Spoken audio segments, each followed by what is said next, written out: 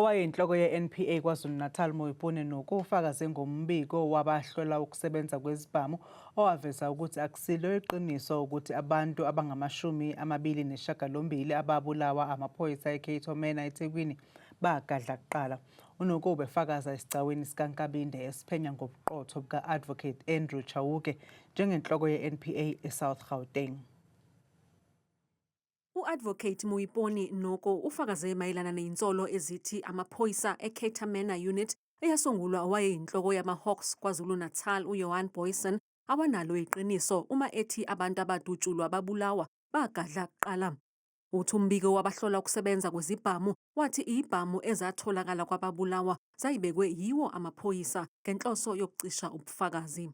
The issue here was that the police created an impression at every scene of murder that the deceased people were posing some danger at them, and they are alleged to have planted firearms, which according to ballistic reports, most of them were not functional or did not match the cartridges that were found on the scene, things like that. Uthi lo mbiko waveza ukuthi impilo yamaphoyisa eCato Manor Unit yayingekho engcupheni ngesikhathi ebulala izisulu phakathi kuka-2008 no-2011. As per paragraph 28, it says the deceased were posing danger to the people, to the police. But then in all those instances, none of them got any scratch from any bullet.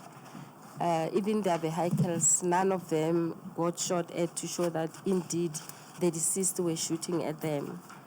So that also created an impression that it was not true what the police were saying, that they were being shot at or their lives were in danger from the deceased.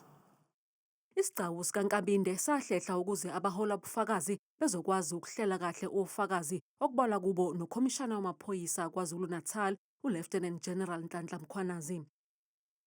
Lesigcawu esiholwa yijaji eselathatha umhlalaphansi uBessie Nkabinde bekufanele ngabe siphothule ekupheleni kukaMasingana. Kepha lokhu akwenzekanga nokholele ekutheni usihlalo umehluleli uNkabinde afake isicelo kumengameli wakuleli ukuba isigcawu siphothulwe phakathi nonyaka. Isigcawu siyaqhubeka.